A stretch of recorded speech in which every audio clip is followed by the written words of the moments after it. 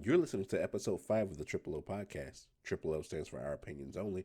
I'm Brandon Brown, and I'm joined by my two other co hosts, Mike Boykin and Stephanie Cassiano. In episode number 5, we talk about weddings gone wrong. We also talk about the Pied Piper of R&B, and we also talk about relationship dating requirements. Triple O podcast is not safe for children, so if you have kids in the car, drop them off at grandma's house because this is not for them. And as always, enjoy the show. All right, you are listening to the Triple O podcast. Triple O stands for Our Opinions Only. I am Brandon Brown, and I am joined by my two other co-hosts, Mike Boykin and Stephanie Cassiano. Guys, it has been, I think it's been over 2 months. What is going on? Oh, Oh, hi guys. Thanks for coming back. It's been a crazy last 2 months. Just been hanging out with the family as usual. Nothing new. Yep, that's pretty much it. Life has been going, life things happening. Mike, what's up, man? nothing, man. Living life. A new opportunity possibly may be opening up real soon. I will talk about more about that once I get more information, but just hope that this opportunity comes along. All right, man. New opportunities, new growth.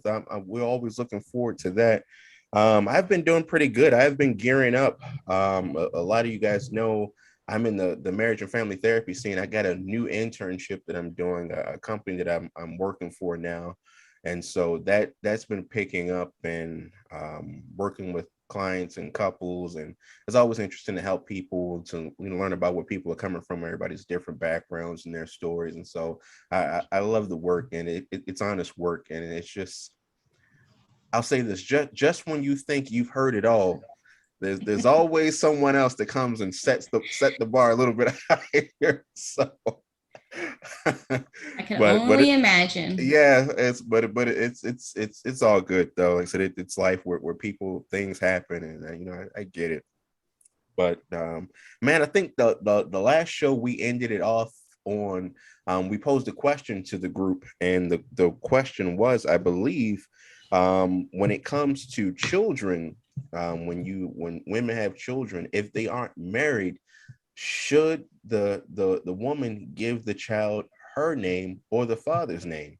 And I'm interested on what you guys' thoughts are on this, because I know this is a hot topic when it comes to women exerting their independence over their life and their children, and some people feel like what, the child is owed the father's last name. So I'm just curious to see what you guys think. Steph, what do you think? I'll start with you first.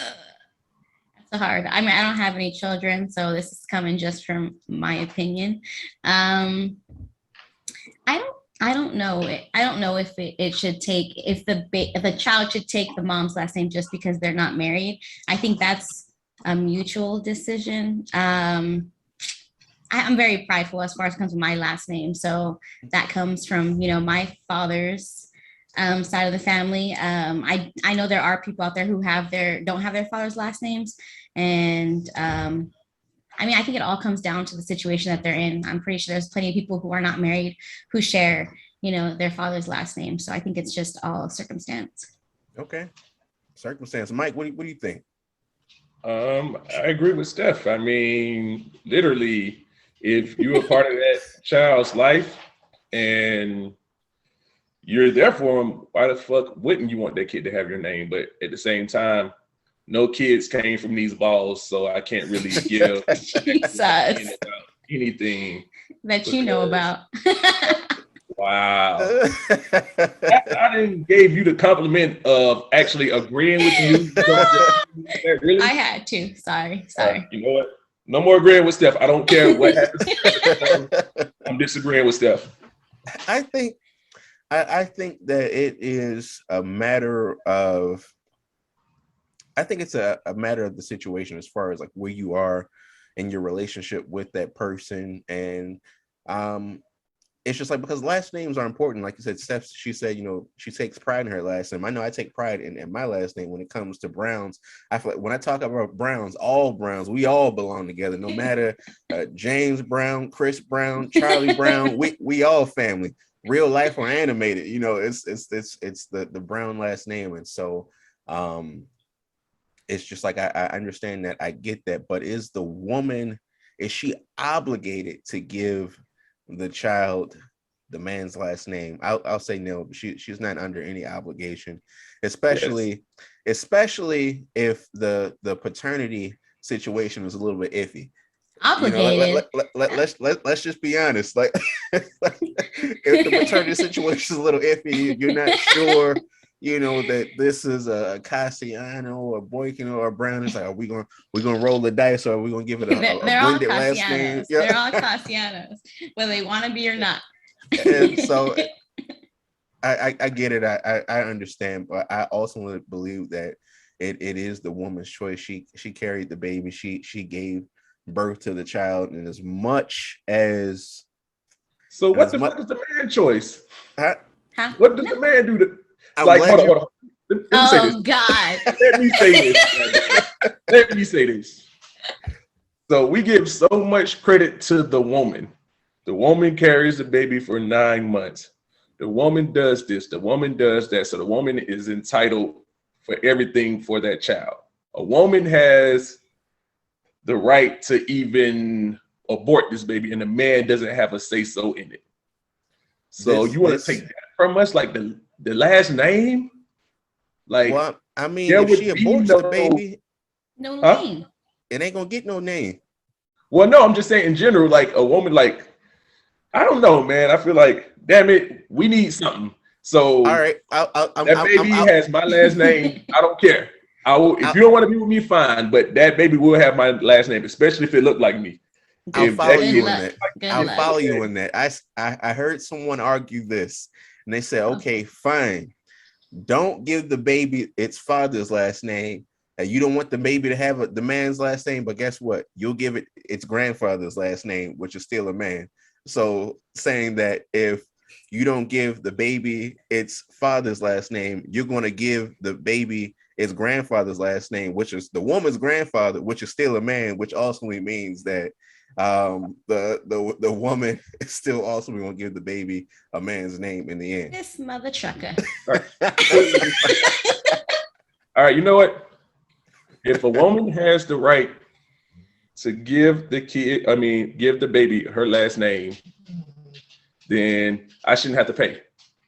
Because obviously you basically said you didn't want me a part of that child's life because you don't want to give him my last name. So what if the guy's not involved? What if you're having a baby and the guy's not involved? Why should you have a last name? Because you helped create it. So you should have a last name, but you're not going to be involved in that child's life. So that don't make is he no not to be in the sense. child's life?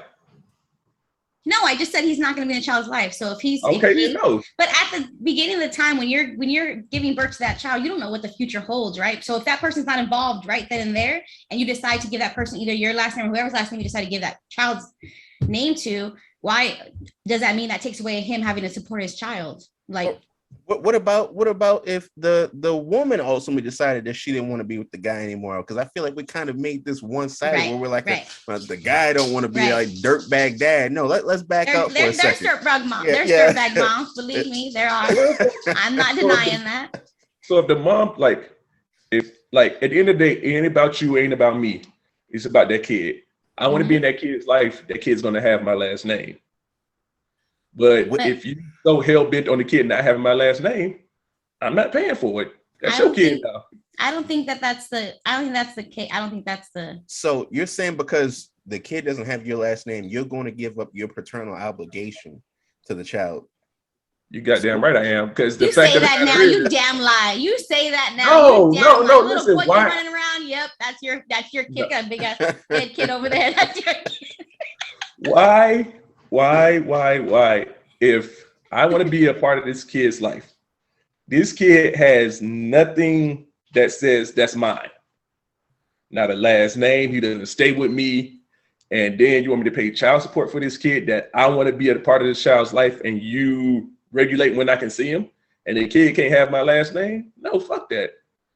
Fuck you and that kid. I think it's all circumstance. You're horrible. You're horrible. I'm not sure you're ready to be a father. Right? Like, you ain't ready. You ain't ready. Stop. Stop doing that.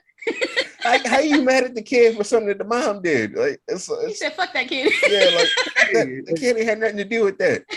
The kid. So what? The sins of the mother. Hold on, what's the saying?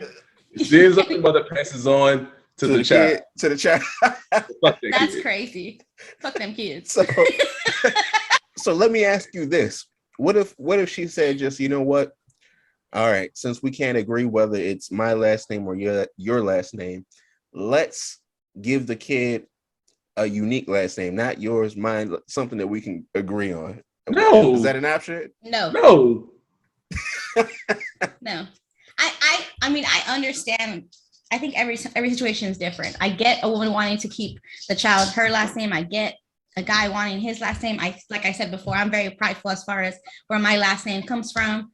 But I do have people in my family who don't have the same last name as me, but are the children of Gacianos. So, but I get the reasoning behind those situations. So. I know, like some families, they take, you know, both mom and dad last name together and combine them from one super long last name. I don't know too many people in the Black community. If you're listening to this and this is you, let us know. I don't know too many people that are Black that have both their mom and dad last name together. You know, no Black people with this two last names. Williams Johnson. you never see a William Johnson. The third. Exactly. You'll see Black folks with two first names, but like Willie Earl or some shit like that. But back in the day, that was like a really big thing. I know, like for the Hispanic heritage back in the day, it was both mom and dad's last name. So my grandfather has his mom and his dad's last name, which is a long ass last name, but whatever. Not in the Black community. You get one last name. If you're lucky. So you know what? This is another thing. Like, so people ain't gonna like me saying this, but here you go. A lot of people who have the same last name, like let's say your mom, like all your brothers and sisters have your mom's maiden name. Mm-hmm. If you want the truth about it, your mom don't want you to know she was a hoe. So for you to have like a name like John, your name is Johnson, your brother's last name is Davis, your sister's is Jones. It's like, God damn. So it's like, no, all y'all are Joneses. So that way you don't have to regulate with how many. No, let me shut up. Okay, go ahead, continue. No, no. You already went down that rabbit hole. The kids still gonna know when four different dads showing up, right? Or they hear their mom on the phone arguing. If you're gonna do for one, you're gonna do for all of them. The kids gonna know, like, what? Women are so prideful. Like, you have women who would rather take a kid and they have their last name and fuck child support. I'll take care of this kid. I want you a part of this kid's life. Baby, you a Jones. It happens, but I think it's every circumstance. Like, yeah, I think it's just different situations. Yeah. All right. Well, you guys let us know what you think about who should get the last name. Who should get the last name? I was. If not, fuck that kid. Continue. I saw something recently I thought was pretty interesting. A situation that's kind of been trending where a couple asked a photographer, I think it was a friend of the family, whatnot. They asked him to film their wedding, be on the site all day, and they want to pay him like $200 or something like that, $250 or something like that. After working all day, the photographer during the reception wanted to take a break and asked the couple that were getting married for a plate, like, you know, can I get something to eat? And they told him no. They told the man no. And so because the man got upset about this, he ultimately deleted the wedding photos. All the pictures from that day he deleted. so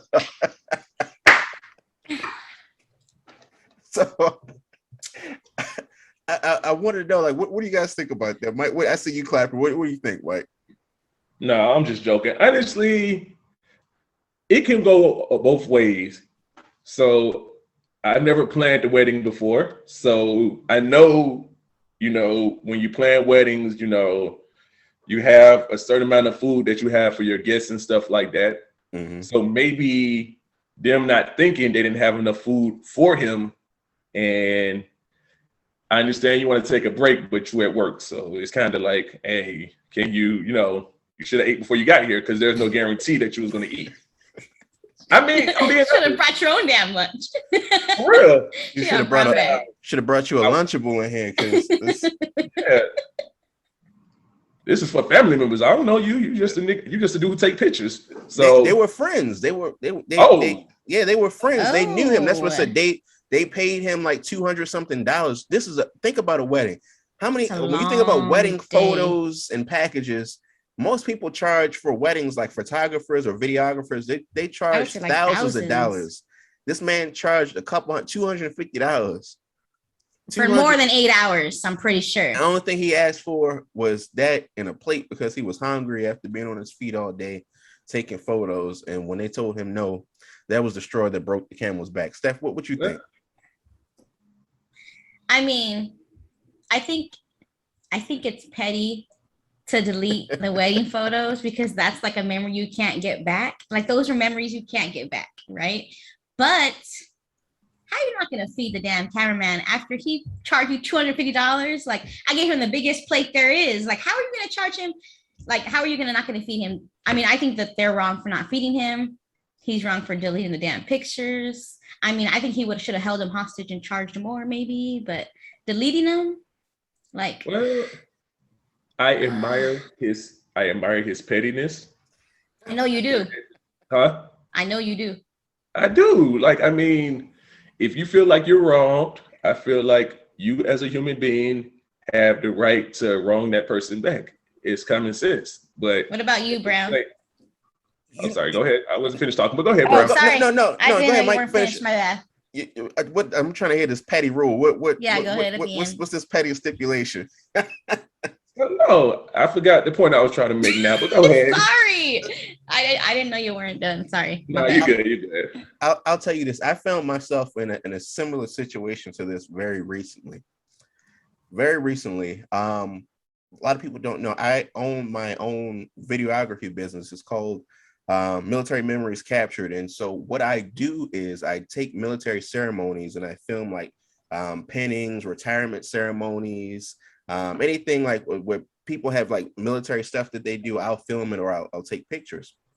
Recently, there was a commander. He's an officer, and what happened was he just so happened to be he got forced retired. He didn't pick up the next rank, and so in the Navy, when you're an officer, if you get looked over twice for your next pay grade, you get retired at whatever pay grade that you're at. And so he didn't pick up the next pay grade, and so he got retired. It was like he was supposed to be there for like a few years, but it was like, all right, well, you've only been here for a few months. You didn't pick up. You're getting retired, out the door. Wow. And so it was just like he wasn't expecting this. His family wasn't planning for it. And so they were like, well, let's put together, let's see what we can do to scrap together a retirement ceremony for this man. And like, well, we need somebody to do this. We need somebody to do that. We need somebody to take pictures. Like, Brandon, can you take pictures for, the family, since we don't have any, we couldn't, get a photographer scheduled. I'm like, yeah, I'll do it. And so the venue wound up getting changed. It went from being at a place on base to being in this man's living room. And so we went there, and as soon as I got to the place, I was asking him like, hey, Commander, where do you want me to do this? Blah, blah, blah. These are the angles that I'm thinking about that I believe will be the best shots. And he's like, well, I'm gonna let you know that, whatever I decide is one thing. I'm a commander at work, but my wife is in charge at home. So I'm like, okay, cool. I'll talk to her whenever she gets here. Wife shows up. She's like, oh, the photographer's here, and didn't say anything to me. She was like, we're about to. She just went in the middle of the floor and did this. I'm like, she goes, oh, I'm standing like this because I'm waiting for you to take your first picture. I'm like, oh, okay, all right. My camera works. If you want me to take a picture, I got you. She goes, all right, well, I was the first picture. Now I want you to do these people. We have this setup coming in. Mind you, I haven't talked to this woman, not even exchanged a hello with her. And she already had people lined up, set up. This is the way we're going to do pictures. I want this group, that group. And so I'm just rolling, constantly taking pictures. And at one point, someone at the ceremony was just like, "Hey, the wife wants to know if you can go upstairs and take pictures of people in the balcony, or get some shots of them." And I'm like, "Cool, no problem." And so the ceremony's going on. I'm taking pictures, and while I'm taking pictures of people in the balcony, I feel somebody jabbing me in my side, like. And then, like, I look down, his wife is like hitting me in my side, and she's like giving me the signal, like, to get to the back of the house. And I'm just like, okay, cool. If you don't want me to do my job properly, then I'm just, I'm just going to do what I can from here, and that's it. And so, and so the ceremony ends, and then his wife was like, "Oh, well, we're going to go and eat and do blah blah blah. You guys show yourself out the house. We're gone. Bye." Mind you, I didn't get a hello, thank you, nothing. And then ceremony was over. I couldn't wait to get out of there. And then maybe a couple of days later, they had people calling me asking, where are our pictures? Where are the photos? How soon are we going to get them? Again, I didn't have any interaction with the people that were there. The only person that told me thank you was actually a guy that was at the event cleaning up. He was like putting away chairs and stuff. He was like, "Hey man, thank you for doing this. I saw how they had you working in there today. Thank you for being here." I don't know who this man was, but he said it. And but I was like, it was really messed up. And then after all that, like I said, none of them said, like I said, thank you or anything, but had people calling me, harassing me, asking me about where the pictures was. And when I saw this photographer that he erased the pictures because of the whole plate issue, I was like, you know what? That resonates with me well. And that's the kind of space I was in. Because I was just like, damn, man, like y'all didn't even say thank you. You didn't say, anything. They didn't even pay me for. I normally get paid for these gigs. I did this out the kindness of my heart, and it was like I just felt like I was being treated like the help. Hey, fuck the kindness of your heart. At the end of the day, when you said you're gonna do something, you did it out the goodness of your heart. So they're not obligated to say thank you. People are pieces of shit. So it's one of those things you have to accept people for who they are. You already agreed to do it for free. And if you did it for free, I would have bitch, who the fuck you think you're talking to? Do you realize I'm doing this for free? You decide to continue to do that. You can't get mad at her. Like I said, I was just sharing my experience. Huh? What do you mean she's not obligated to say thank you? Is he not a human? The hell? Yes, that's just gratitude. He's obligated to be freaking treat people as humans. That you're obligated to do. That's obligation. Yes, is she not a bitch?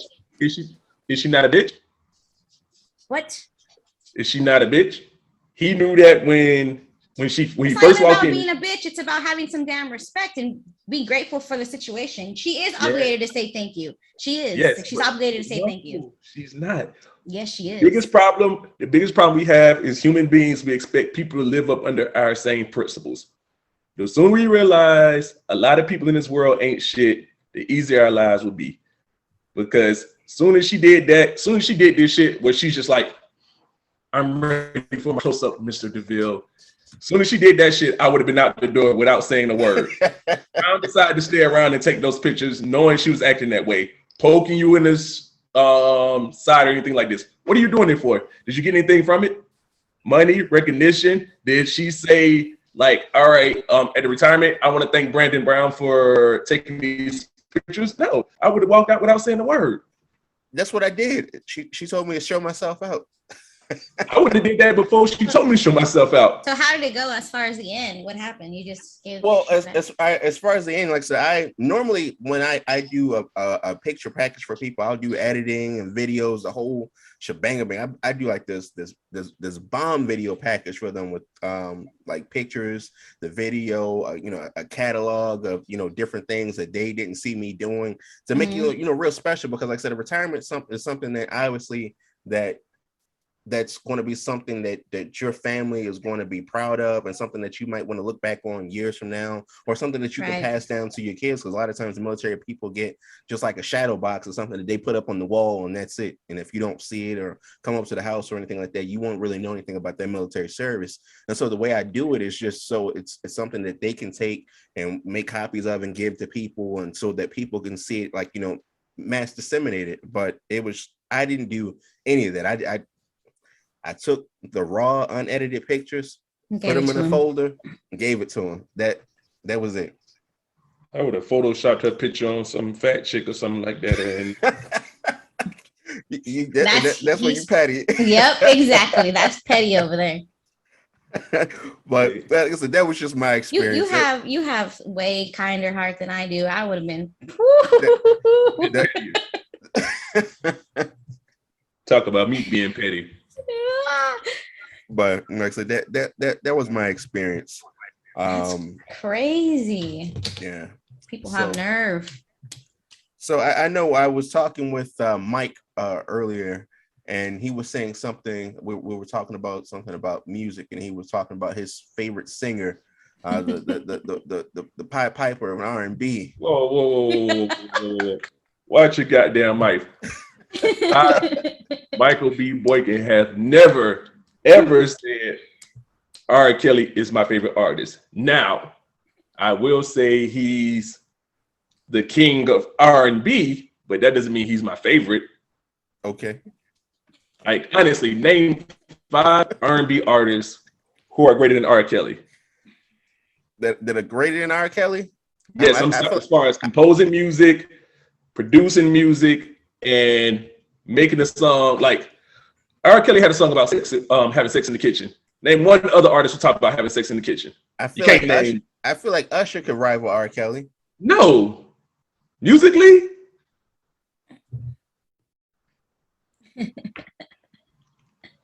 Name one I Can Believe I Can Fly song by R. Kelly. I mean, Usher. Yeah, he ain't got no I Believe I Can Fly in his catalog, but give me a Step in the Name of Love by Usher. See, and this goes back to my original point. This guy being, your favorite singer. Exactly. He's there not you my go. favorite singer. You pretty much just said he was your favorite singer. I mean, you pretty much just said that. You can't deny this man's talent. Like, listen, for all those who's listening right now, if you say you cancel the R. Kelly, kill yourself, because you're not gonna deny this man's talent. Fuck him as a person. We're talking about as an artist. Name 5 artists. So I think the issue is a lot of people we're having a conversation about him now, because he went to court and got brought up on racketeering charges and some other charges in regarding to like sexual assault and some other things. Can you support R. Kelly's music or listen to R. Kelly's music without actually supporting R. Kelly? Oh my God. Yeah, I've been supporting him since he's been out. Like back in 1990, whatever, when he was dating Aaliyah and he had a song called Age Ain't Nothing But a Number. We knew he was married to Aaliyah.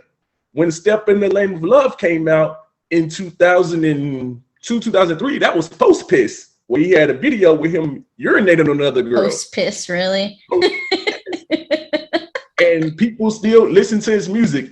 It was like not a video with him urinating on an underage girl that got y'all pissed off. It was the documentary that got y'all pissed off. A visual, like you literally see him peeing on a girl and people still listen to his music. So honestly, people who cancel R. Kelly, they only canceling R. Kelly is because the media is telling you to cancel R. Kelly. R. Kelly should have been canceled a long time ago. I agree with that wholeheartedly. I feel like this country was in a different time period back then when it came to acknowledging what R. Kelly is doing. I think what R. Kelly was doing had similar effects in many people's household, where people will, in their own families, will know that they have a sexual predator in their families, but will turn the blind eye to it because that's just him being him, or everybody know about it, but don't nobody want to put that person on blast. What? It happens. No. Yeah, it does. I know it happens, but you can't. You can't compare that to That's exactly what was happening. R. Kelly was doing certain things that people knew about and didn't do Knew anything it about publicly. it. Like you married to a 13-year-old girl. I think a lot of times people compare what R. Kelly was doing to Hugh Hefner or Elvis dating, or what's that that actor name that married his stepdaughter? Oh, the old guy. Woody.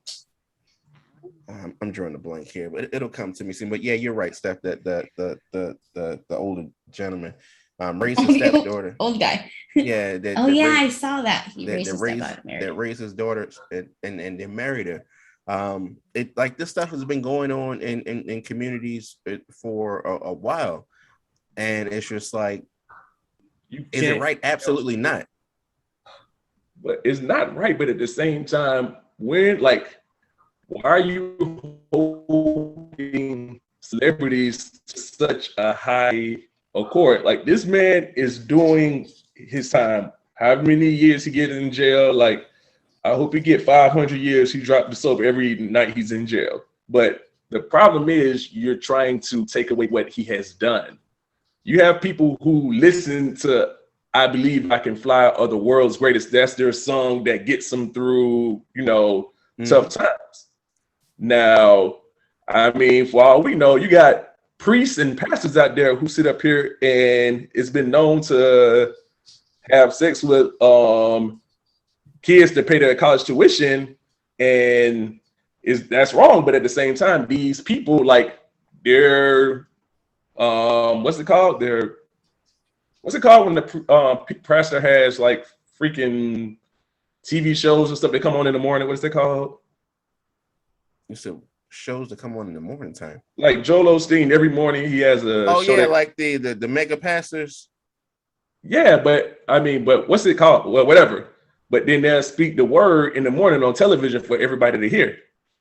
So it's like, you got to learn how to separate music from the person. You shouldn't give a fuck about the person anyway. Why should I care what R. Kelly does in his personal life? Is that going to change me? I mean, is that going to change the way I sleep? No, that's not the case. But I think it's the support you're giving him. I think I'm supporting the this music. way. So just in case, like, if I don't like a song, then I have to stop listening to it just because of what he did. No, I'm not. What I'm saying is this: like you just say, you told me who had the I Believe I Can Fly, as I'm the world's greatest. These are inspirational songs. These songs change people's lives. People, got married to these songs, had graduations to these songs. If you had a song that represented a significant milestone or period in your life, don't you think that, you know what, let me find out a little bit more about this artist. Let me figure out who this person is. Let me support this person. If they can, come on, man. Some people don't even halfway feel that way about R. Kelly's songs, but still buying his music regardless. Care what a person does. So if someone came out with a trash ass song and it's like, hey, I hate this song, but this dude is such a good person, let me go support him and buy his music and listen to his music. It happens every day. No, you don't. If you ain't nobody never tried to sell you no CD in a Walmart parking lot before. That's what ain't nobody try to sell you a CD in a Walmart parking lot before. Yes, and as soon as they leave, it goes in the trash.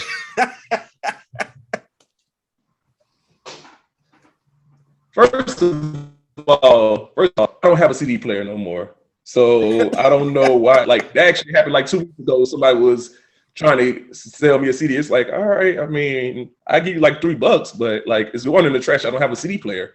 Oh my God, man! But the point I'm trying to. Go ahead. Sorry. Go ahead. No, I was using that as an example. It's just like people every day are up and coming or look for people to support them. They might not be. Nobody starts out at their peak. Nobody starts out doing the Grammys. Like that's not how it is. It's just that's not reality. But what does that have to do with somebody, who listens to R. Kelly and they get shitted on because they like this man's music? Like, I mean, Michael Jackson allegedly touched little boys. Are we going to cancel him now, even though he's dead? he's not here to defend himself, we're gonna cancel him.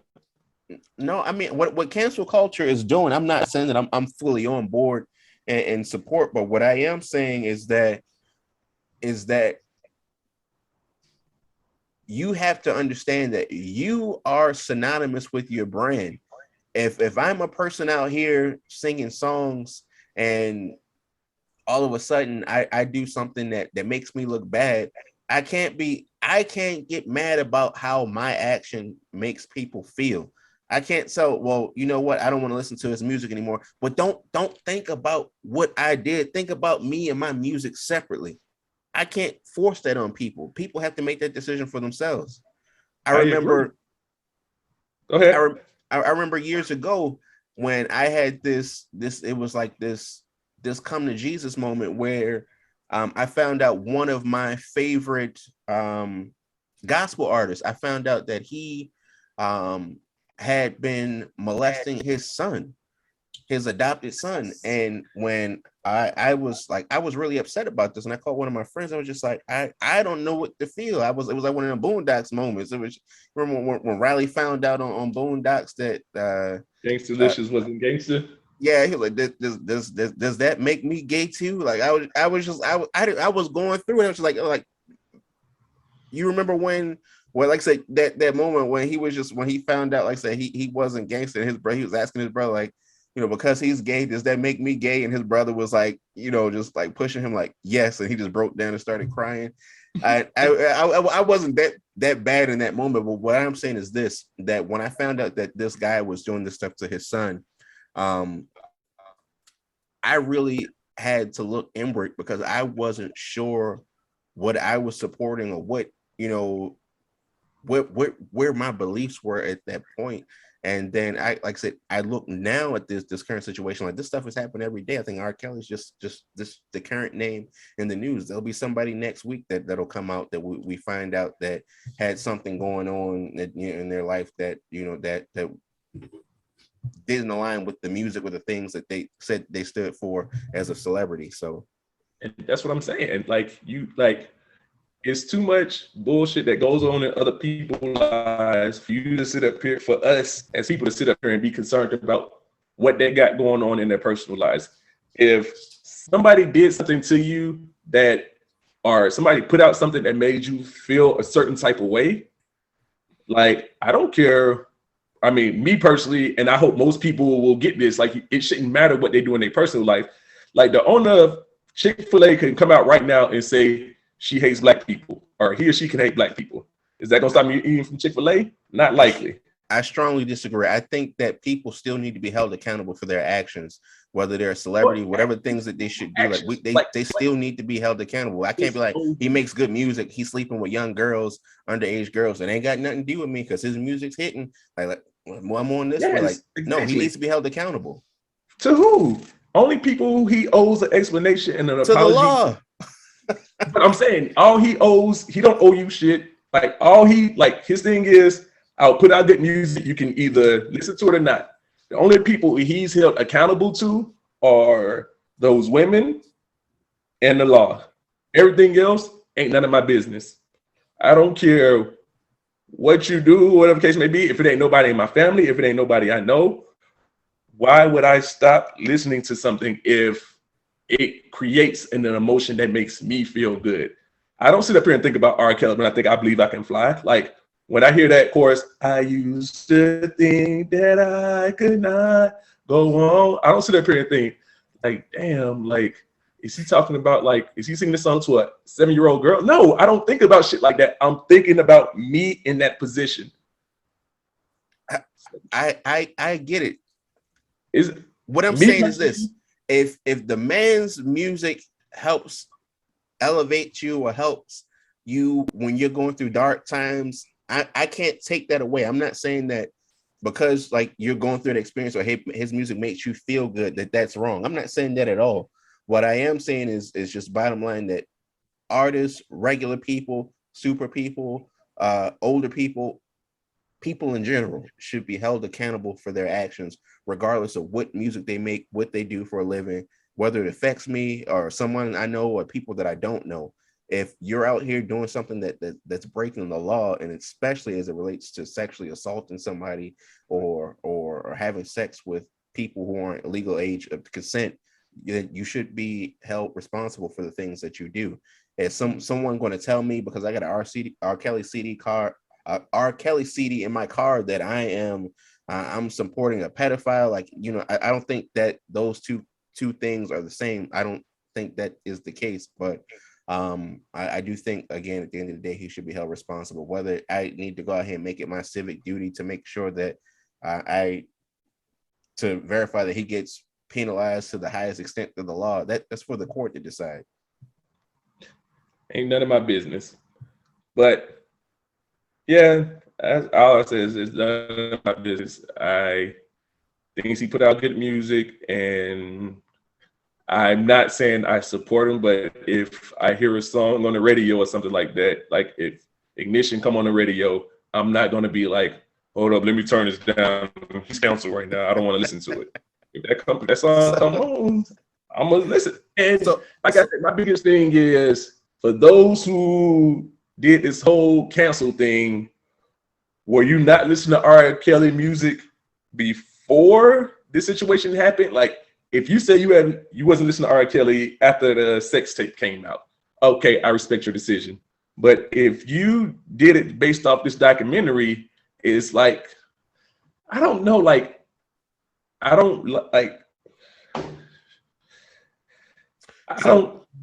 Stephanie, what's your take on it? I don't want to get into it because, like, I don't want to offend anybody, but let me ask this. Do you think, and Steph, you can answer this question as well, like during this process, a lot of companies like YouTube and other streaming sites and platforms shut down his site. They didn't completely take off his music, but if he had like a page or something like that was dedicated to his music or his music catalog, they removed it. Do you feel like that's appropriate for as an appropriate course of action given the situation?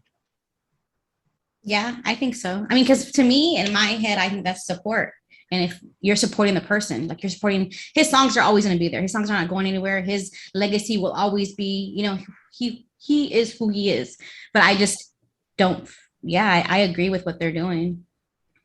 Yeah.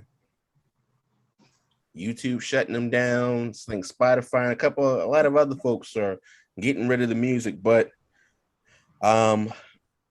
like they say, you pay the cost to be the boss. And at the end of the day, you have to live with the decisions that you make and the consequences that come with it. So this is just one of those things.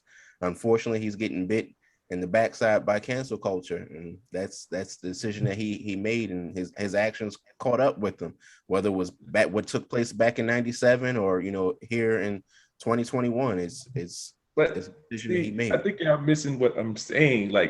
I'm not talking about R. Kelly. You're talking about his music. You're talking about how music. great he is as an artist, right?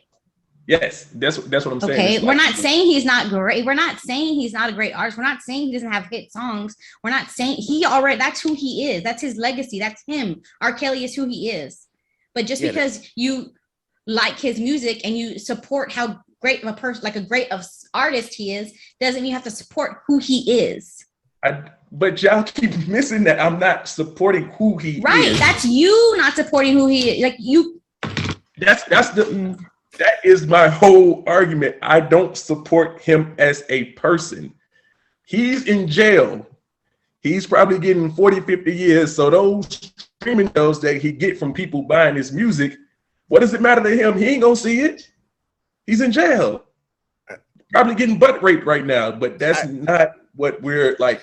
That's not what I'm getting at. I'm getting at if something makes you feel a certain type of way, despite who created it or whatever the case may be, or even if the intent for it being created was bad, if it creates a positive feeling in your soul and your spirit, I feel like there's nothing wrong with listening to whatever it is, eating whatever it is, or doing whatever it is, if it makes you feel good in your spirit. And I just say that to anybody who's in cancel culture, who sits up here and really wants to hear world's greatest or you saved me or whatever the case may be, R. Kelly, like don't feel like you're obligated. I mean, you can't listen to him because of the shit that he did. You know, I always got that old ace up my sleeve.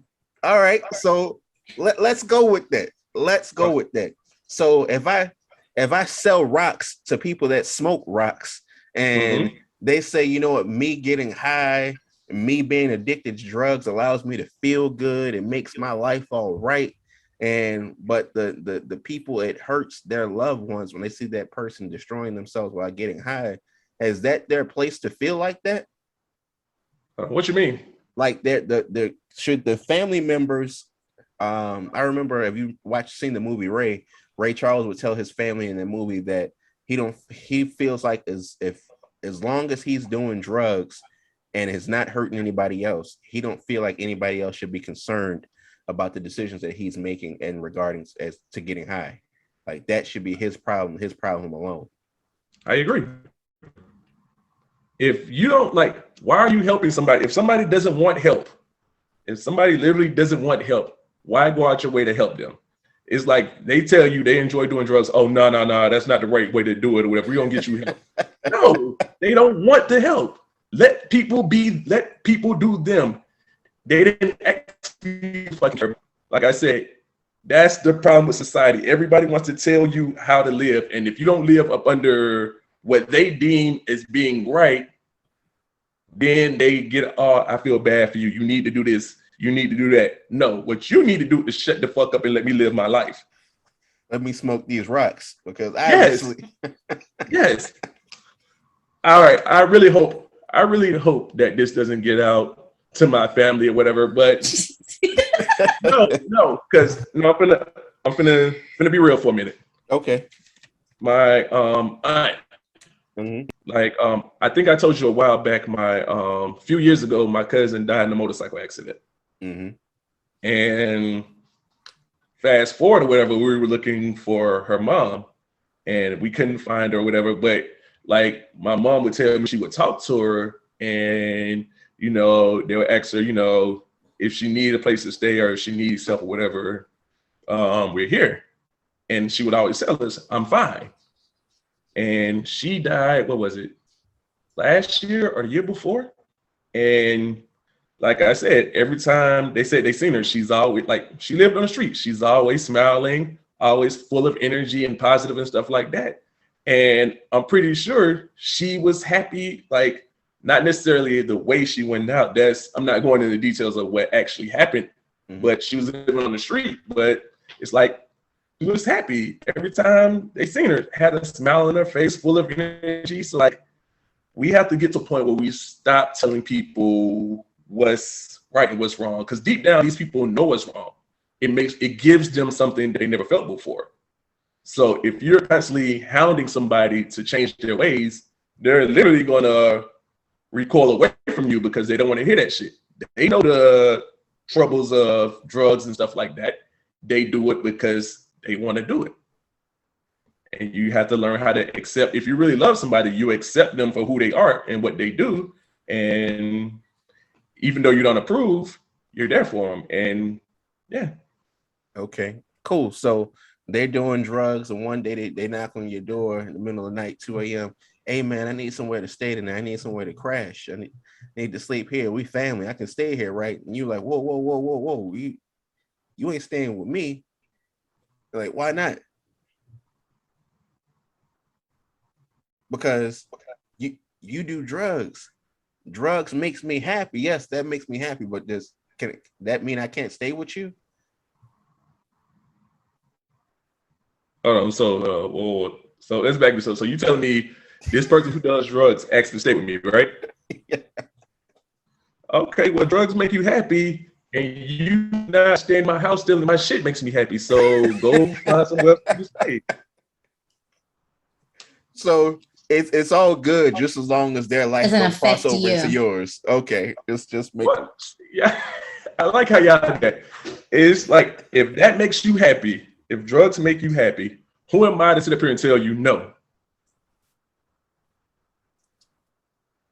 So I'm sorry. I just feel like people gonna do what they want to do anyway. Like if you come to me and say, "Hey, I need help," I and understand I'm what you're trying saying. I'm not trying to trump you or anything like that. Like, so I'm just, I'm always playing devil's advocate, just playing all different angles here. But I understand what you're saying. man, even if one of my friends who got kicked, wife kicked him out their house, whatever, asked me to stay with him. No, this is my You're a domain. horrible friend. Actually, All right. I'm sorry. Actually, I had it happen a few months ago, and he asked, "Can you stay with me?" And it was like at the time I was like, "Sure," but then I realized I have a fucking 1-bedroom. I don't like people in my. I like to walk. Like I like to walk free. I got Like, 3 bedrooms. I'm still like, nah. Not a I don't good have idea. any room. Damn, There's too many people in my house. I can't. we getting the ceilings changed in all the rooms and the carpet. Yeah. Got rid of all Well, of my furniture. So I got I'm moving got out tomorrow. I 3 didn't tell hyper you. dogs. No, I have 2 hyper dogs, so that kind of helped me out. So he comes over and Karma just started jumping on him and stuff like that. He was like, "Yo, put your dog up." I'm like, put your "Nah, dog up. man, relax." She live here. Yeah. And he was like, "Hey man, I don't think I can do this if you ain't gonna put your dog up. I'll probably sleep in my car." I'm like, "Damn, I'm sorry, man. You need gas money?" Here's a sleeping bag. You need a pillow? My bad, man. Yeah, well, let me show you to your car. Man, that I get it. Like I said, I get it. So just me, just throwing an interesting twist on that. But I also Everything you just said. say that again, Mike. Go ahead. I You said it was just me froze. throwing it. I said it was just me throwing an interesting twist on things. I said, but I also wanted to know there was another story here this week that I saw, and I thought it was pretty interesting. This happened in Kenya, where a judge ruled that women are authorized or how did they put this? Let me read this to you. It says Kenyan High Court judge declares being a housewife is a full-time payable job. So I'm thinking here, like, how does this work out if you're a husband? Who pays her? Yeah, like who's paying? You get a W-2? I don't understand. But no. So Does all she right. work for the husband or the government, or how does this work? Well, this you said in Kenya, right? Kenya, yeah. Well, I mean, maybe they do things a lot different in Kenya than we do over here in this place we call America. So I can't give my thoughts and opinions on it because I mean, maybe If they're this was an American situation, fucking shit. So it's like, if okay. So if you're you're a housewife. That means that I can fire you, right? I would No, imagine. That's a good point. That's a very good point. That's a very good point. I mean, like, if being in HR, I think that's illegal. Just saying. Well, you're in Kenya, so I don't see how your wife can become your employee just based off the fact that you guys got married. Like, how does marriage turn into an employment contract? Maybe the government. Maybe she's contracted by the government to the husband. I don't know. I don't know. This sounds like an all-around bad type of situation. I don't so understand. She get W-2s every year. I mean, if she's getting paid, unless it's under the table. Well, they said they declared in court, so this is a legal type of situation. So she's getting a W-2. I don't.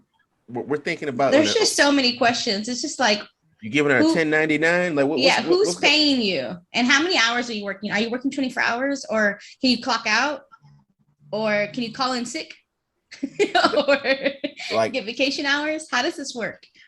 I'm PTO. Like, I don't want to deal with you no more. I'm using my PTO. I didn't I'm come in looking at- today. I'm out. I'm looking at this from a husband's perspective, just like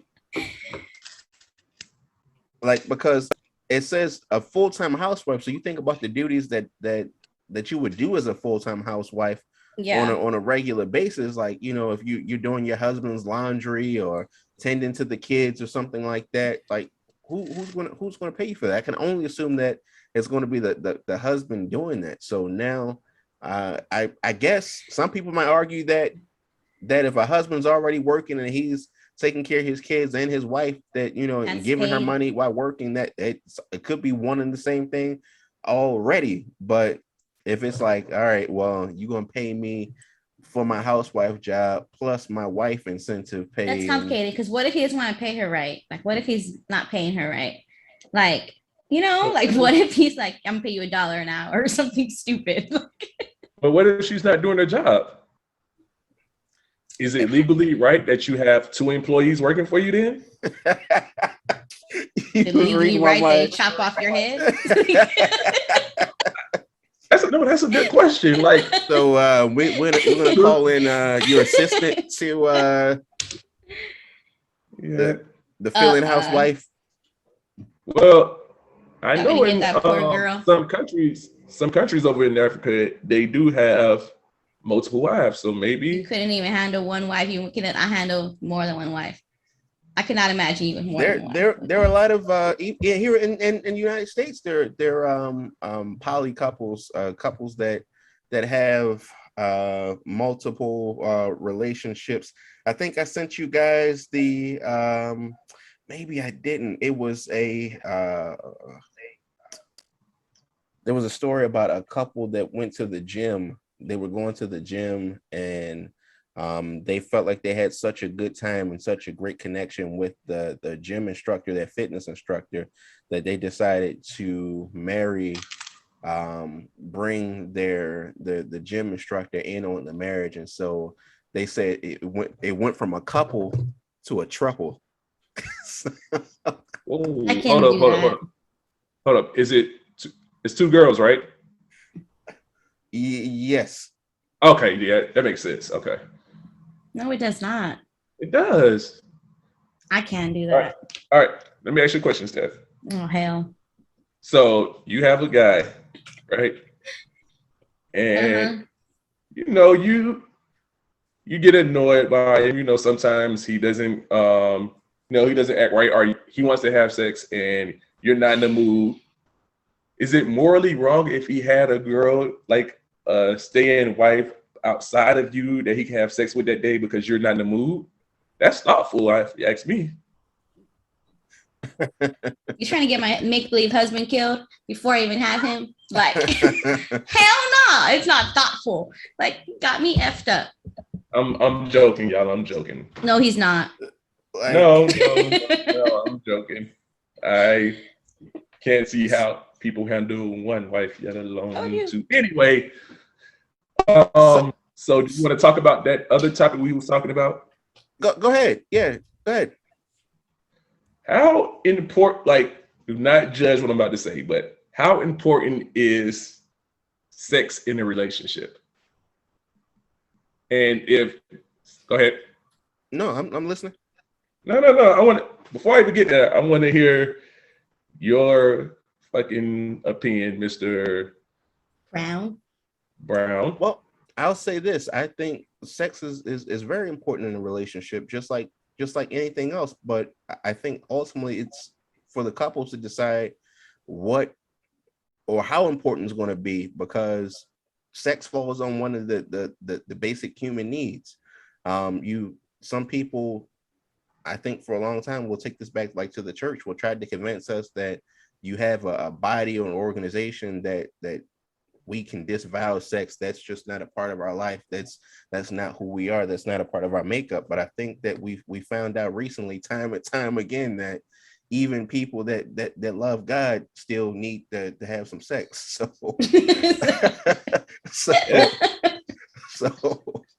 So just based on the frequency, however you want to do it, or the things that you like to do, that's up to you and whoever you're involved with. But I will say that it is important. And for people to say that, oh, you know what, I don't think about it, it's something that just never came across my mind. Well, that might be you, but the person you're with, that might not be the case. So I think that there's a fine balance here as far as like what your needs are and what their needs are and how you're going to meet in the middle. Because if you don't, I'll tell you this, if you ain't giving it to them, they getting it from somewhere else.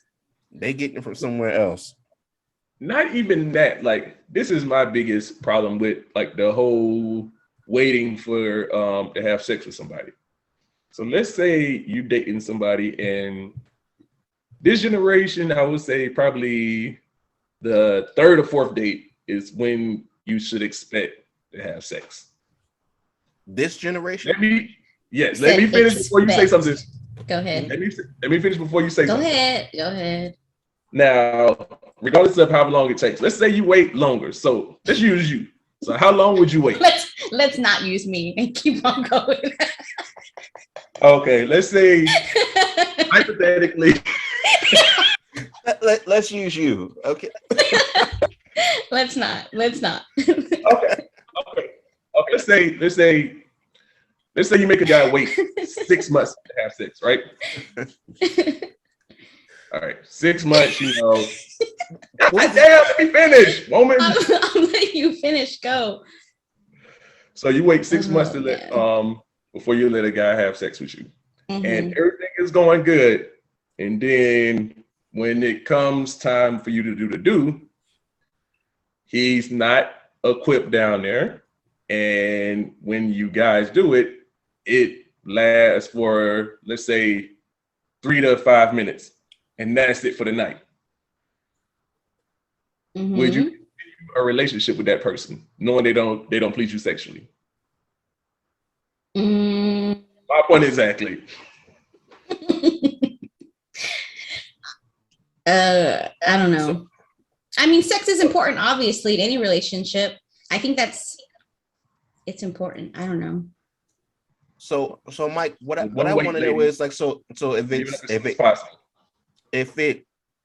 your stance is that it's so important that you need to get it out of the way within the first date or the first few dates just to establish where the bar is, because if this ain't right, then potentially the whole relationship is going to be awry. That's No, but I mean, like I said from jump, if you have sex with somebody and you're not liking, you know, how they make you feel, or the intercourse of having sex with them is like, I feel like the way you feel about someone in days and months is two different ways. I feel like, well, and that has a lot to do with it.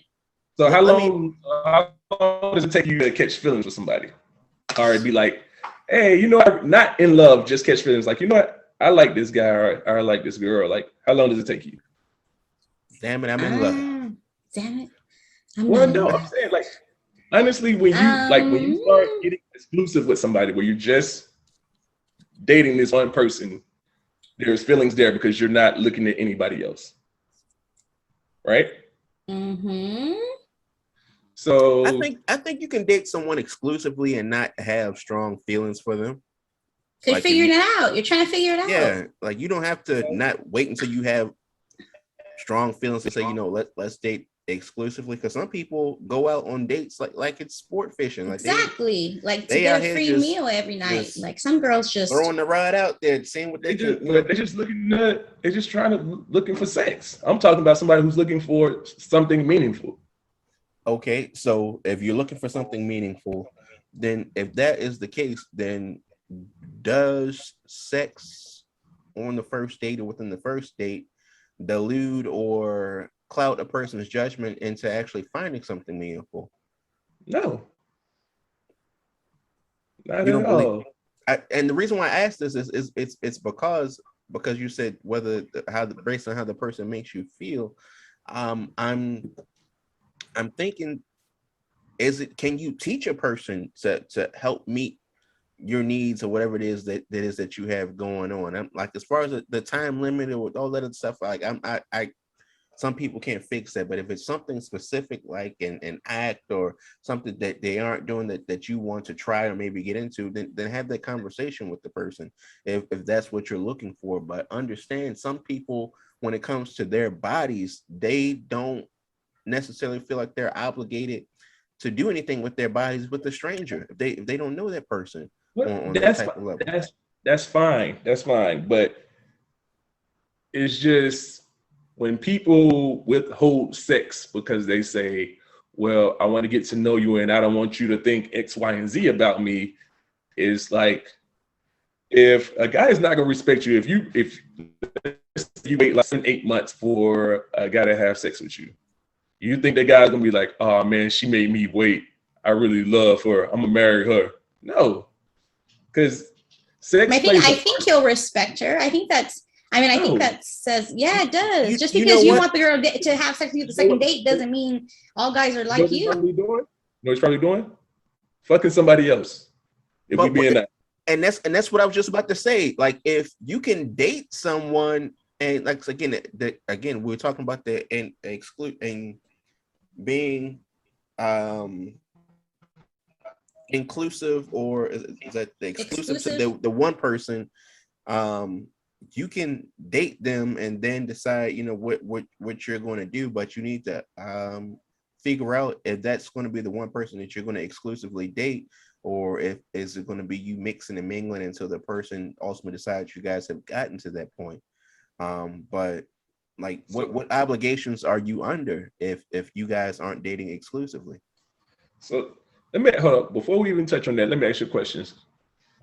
Cassiano, I will ask Brian. Well, ask both of y'all, but I know you'll answer, Brian. I know Cassiano will answer.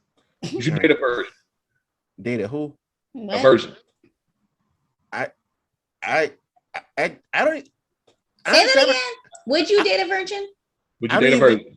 What I was going to say is, I don't know at what point in time does that conversation come up. Like, do you even have that conversation? Like, do you even say like, "Hey, I'm a virgin"? Like, I'm getting the 2 for 20 and no, like, you're having a conversation, and then because if a girl's a virgin, that conversation will come up, because one is like, we live in a society where sex is important, and a girl wants you to know that she's not gonna give it to you. All right, let's say not virgin, let's say celibate. Oh, okay. But you, Cassiano, virgin. For Brown, celibate. A girl says she hasn't had sex in 15 years. A guy tells you he's a virgin. He's never penetrated a woman before. Is that a deal breaker for you? No, I don't. I think we're just different people. You hold sex to like a really like. No. Yes, you do. Like a deal breaker. I don't think it's a deal breaker. I don't think it's like a okay. But if a guy doesn't please you sexually, you just said that's important, right? It is important, but not important to find out date 2. Not date 2, but if a guy tells you, let's just say he tells you, just be like, hey, I just want to let you know I'm a virgin. So I made a pact with God that I'll wait till I'm married before I have sex. Would you be okay with that? What does being a virgin have anything to do with, like, why does that such a big determination to? I was gonna say that too. We brought up sex. We brought up sex, and it playing a factor. So a guy tells you he's gonna wait till he's married before you have sex. So you don't know if he will leave you sexually frustrated or disappointed. So is that something that you're willing to find out after, marrying this guy? If he checks the other boxes, I guess. So I don't know. I don't think it's that big of a, for me, it's not that big of a. I think what happens is where a lot of people worry about test drives. Like they say, if you offering test drives, you're going to get drove. And don't nobody want to, what happened with a rental car? You can wear it out and guess what? Bring it back smoking and leave it on the lot. And the person just walks off and got no obligation, nothing to it. And then they leave you a bad review online. And so it's just so I'm just like, it goes both ways. Because like you said, some people wait until they get married. And then you're like fully locked in and committed to trying to figure out how you're going to work this situation out. Like, hey, Yeah, why would you put yourself in that position? But why not? Why not? Yes, like why not? Why is it Like, such a bad thing? Why a is it such couple a of reasons horrible why that's a thing? bad thing. So let's just say hypothetically, Brown, you Mhm. with this girl, Yeah. you love her, like you waited so long to have sex with her, and she tells you, Brandon, tonight is the night you make me a woman. And you Make get to me the a bedroom, woman. things get hot, heavy, and stuff like that. You make You me a know, woman. you undressing her, you look down, Oh and hell. You better stop. she look fine, she whooped out a dick. How do you handle that situation? It's so many hazy areas nowadays that you, or she tells you, hey, the reason I wanted to wait before we had sex is because I'm really a man. I have something uncurable. I have herpes or whatever. Like, I don't know. Like, I just think worst case scenario when the girl tells me she wants to wait to have sex. That there's something is gone bad, like completely bad in her life to the point where she would need to put this off to hide it from you. Yes. I don't. Here's the problem that I have with this. I'm thinking I don't know an appropriate time that to bring these things up, or just like, especially not early on, maybe like once you've gotten to know someone, their temperament. Like, I don't feel like it's important on the first date to let someone know you have an STD, you're a virgin, or or any of these. I feel, to me personally, I just feel like If I'm buying many hundreds for you, it is. that would scare me off, like immediately, like before, like, I appreciate the honesty, but I'm just like, I don't need to know that in the first hour of getting to know you. Like, man, the traffic was crazy getting here, right? Did you order What do you drinks guys yet? talk about? Like, I'm what's your still a favorite virgin. cereal? Is that really your first No, no, conversation? No, but I'm saying, like, we talk about, like, with, like, I'm at the point now that small talk shit is boring. We talk about, like, oh, how was the weather? It was good. Okay, what's your favorite cereal? Cinnamon Toast Crunch. Dude, like, we passed that point. I'm trying to get to know you as a person. So you asking them about sex is You're trying to part get of the inside of first. them as a Well, person. no. If you're having a conversation with somebody and you're talking about, life experiences and everything like that, sex is going to come up. Not. I don't know. I don't know what girls you talk to as far as this. Like, I don't Wholesome. life experiences. Obviously not. Bitch is talking about sex like way too soon. I don't know I feel like what if sex is on that big of a pinnacle that it falls under its whole umbrella, it has its own umbrella of life experiences, then maybe there are some conversations that need to be had. Okay. But like immediately, like, just like, I don't understand or get why that would be important. I just feel like that conversation happening so quick. I feel like that's what it is. Like, it's not like, I guess, the type of relationship you're looking for. Man, right? You're talking about. Can you believe I almost left my keys in the Uber? Oh, by the way, we having sex tonight. Or what? Are you coming home with me, or what's happening? Hold up, before we go inside of Benihana's, I just want to know what is happening. You ain't taking nobody to Benihana's. Don't lie. No, okay. Before we start, like, we got Chick-fil-A and Jack in the Box. Exactly. Tonight, am I dropping you off at home? Okay, drop you off at home. All right, cool. All right, we can use my veterans discount. My God. No, seriously though. So let me ask you this question. What is, like, you a marriage counselor and shit? So what is the what do you think the highest reason for divorce is outside of money? Because I'm pretty sure money is probably number one. Communication. Huh? I said communication, believe it or not. Okay. A lot of times people be trying to say the same thing, but they just be saying it in a different way, and a person don't understand the way that they're saying it. or oftentimes where people they get fact and opinion mixed up, and a lot of times they want their partner to share the same opinions as them about things that sometimes don't even matter, but because they don't have the same opinion and they get upset that that's not their, they don't share the same opinion, that they're not compatible, you don't understand me. It's just goddamn like, well what I'm talking about. Don't try to, you know goddamn well what I'm talking about. what are you talking about? Do you think infidelity and cheating plays a part in most failed relationships and marriages? Believe it or not, people can work through cheating and infidelity. No, but I'm not saying okay, they can work through it, but do you think that happens more often than not? But you have to understand, like when people sit in front of me, they don't sit in front of me and say, Brandon, we're here because things are going well. We just hired a therapist because we wanted to tell somebody about the good times we were having. Listen. So, all right, back to relationships, sex, cheating. We're gonna use cheating and communication. Got you. So, sex is important because one, I think a lot of people when they have sex with somebody, they're not open with how it made them feel, if they liked it or not. Like, I know anytime I had sex with somebody and it wasn't good, I never was like, damn, that shit was dry as fuck. I've never said that. And I'm pretty sure you nor Steph has ever told somebody how bad they were in the bed, right? I mean, okay, don't answer it. Anyway, moving on. I'm pretty sure we didn't. Nope, nobody did. I'm saying all that. Well, I don't see you again. I'm pretty sure that's a joke. Yes, but you don't say exactly what it was.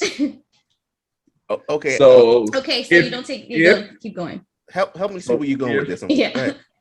No. So if sex isn't that important, or whatever the case may be, why not tell that person, hey, I didn't like this, so I would appreciate if you could try to do a little bit more of this next time we do it. What's wrong with having that conversation? That needs to be had. So instead of telling them, you just cut them. You break up with them? Yeah. So don't give me that shit that sex ain't important. No, we're not saying sex isn't. People all said sex was important. We just said don't talk about a date too. That's all I'm saying. I'm saying like don't breathe in. I just don't feel like it's that important of a conversation to have so early on. But I'm saying let's say it happens 4 or 5 months from now. Okay. Can you have that conversation with somebody if they have all the other qualities you look for in a guy and they're bad at sex? Can you tell them they're bad at sex and tell them things they can work on, or would you much rather just cut them off? I rather tell someone that they're bad at sex and help them or just figure out what we can do to come up with some type of solution, because to me it's just my personal opinion. It just seems really shallow to leave a person based off of their sexual their things that they can do sexually, because if you looking for like this ringmaster of sex, then you get that, but what other qualities are you losing in the person if you find a person that can only just please you sexually? So it's just like, will you ever get that 100%? And that's the chance you have to take. Yes, and let's go off of sex for a minute. You can bring sex into it if you want to, but off of sex, whatever. Like we always say, we like that 80-20 rule shit. Okay, whatever that 20% that you're not getting, right? Uh-huh. Is it like it matters how much that weighs on you. So like this guy can have, he has a good job, he comes home he comes home to you, he does all the shit that you think a man should do for a woman, and his only downfall is that he cheats. Is that a reason to break up with him if that's the 20%? Yeah.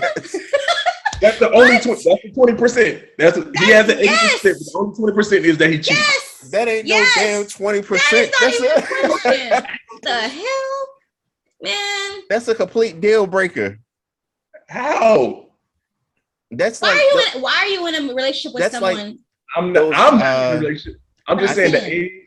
the 80%, 20%. So No, this person no. has all the other qualities that you look for in a person. But you're saying it's 20%. How is 20% cheating? Like you're saying that's your like, so Like, you would oh, stay I with don't know. someone I'm just- if you were, that was you would stay with someone if 20% was cheating? Absolutely not. Okay, then. But That's- okay. that reminds me of those women from days old and golden where they would tell other women to stay in either abusive relationships or stay with the man because he was bringing home a paycheck and keeping a roof over your head, and he was out with other women at night. You know, they knowing this, but it's like, hey, you know what? It's not love, but it's not bad. So It works. yep. So And it's some just people, like, if we honest, I don't think a lot of people, they're not even looking for love. They're just looking for contentment. So they'll find somebody who's, doing, good for themselves, and a family man. No, they cheating, but it's just kind of like, all right, I don't tell nobody you want to, or I act stupid like I don't know, and we will continue this relationship because you're taking care of me. People do it all the time. Don't even look at me like that. Goddamn well, you know exactly what I'm talking about. and this is the same thing I said when I brought up that people know that they got predators in their family and they sweep it under the rug and act like they don't know about it. He's like, oh, I've never heard nothing about nothing like that. I did not say that. I did not say You were that. like, nah. I did not say that. There are predators. When did I say that? If you can pull up the We're gonna about to record this. We're about to rewind this shit. We'll bring it back to the clip. Like, no. I hate think y'all. sex is important. We're not saying it's not important.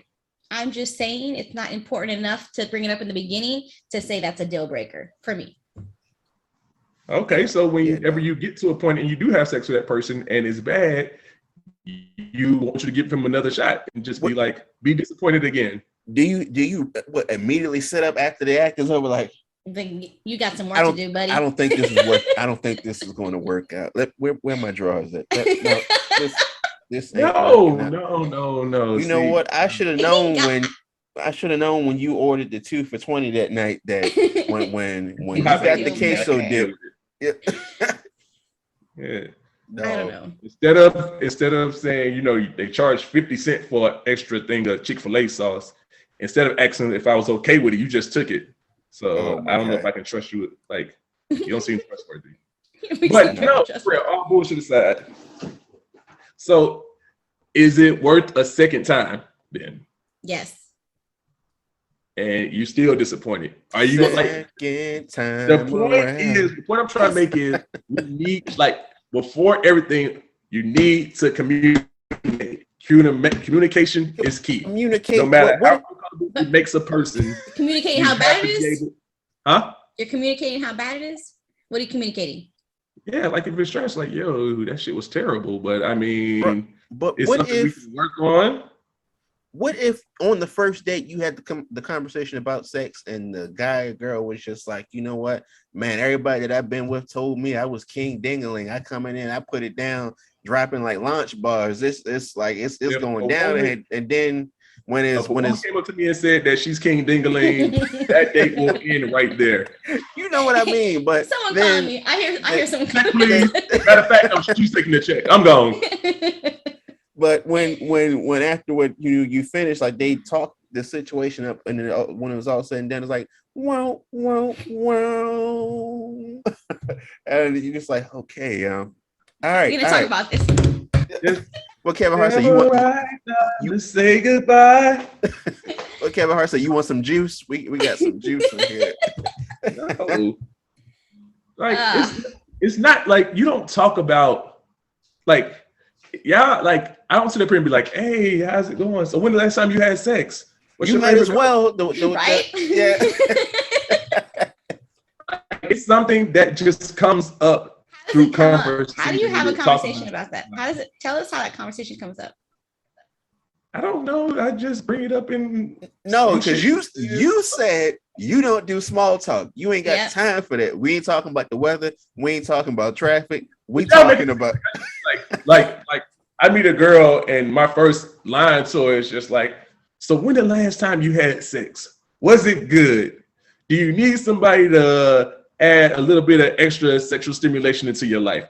If you Oh. need help, I think we well, should bring record your ass next on date. Michael We should Boyd. record your next date so we can hear what conversation is. yes. That would be so good. And then Oh bring my it. God. Oh If my we could God. do That that, would like be just- so good. Just We like got to do that. a private.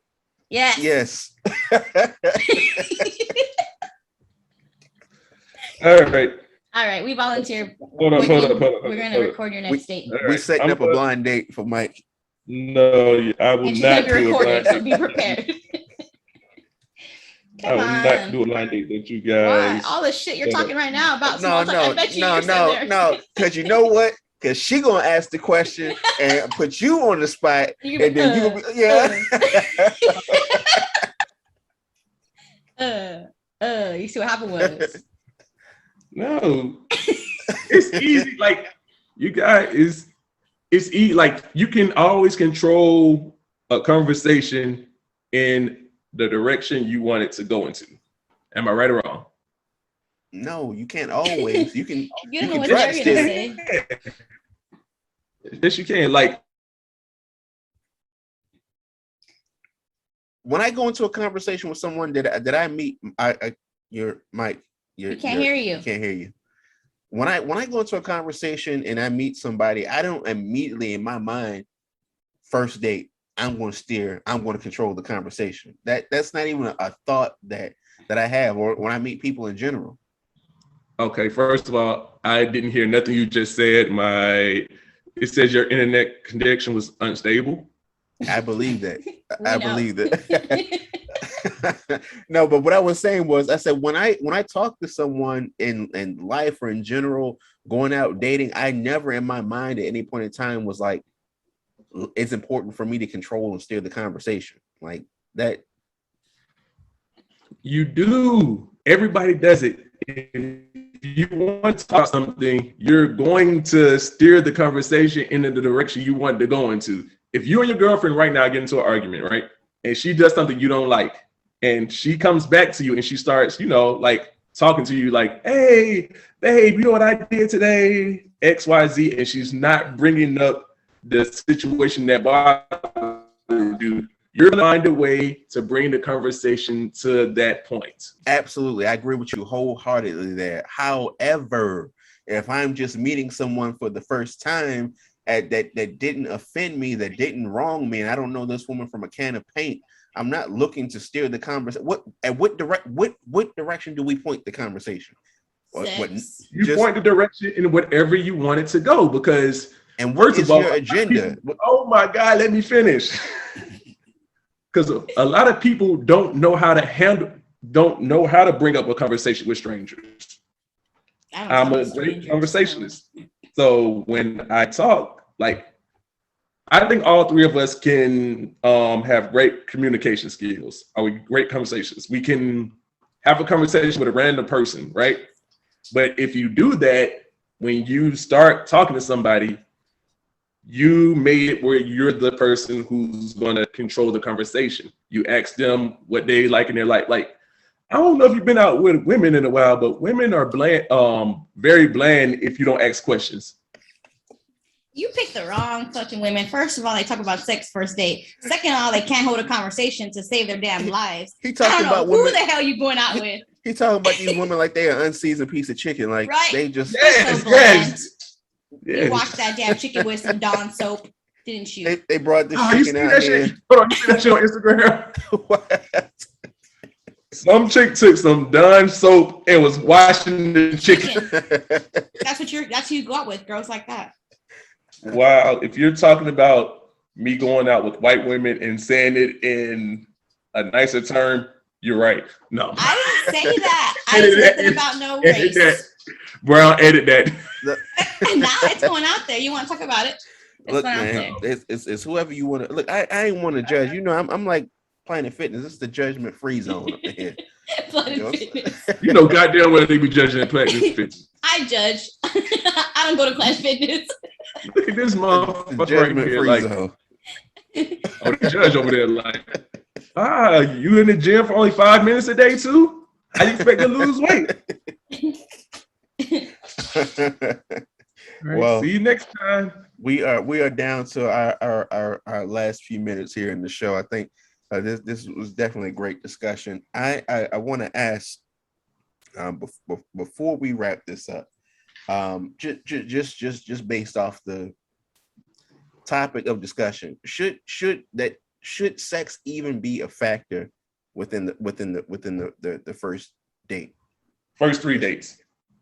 No, I say no. I say no. In the first 3 dates, no? Mm-mm. No. Well, maybe I'm just a lot funner than you guys, I guess.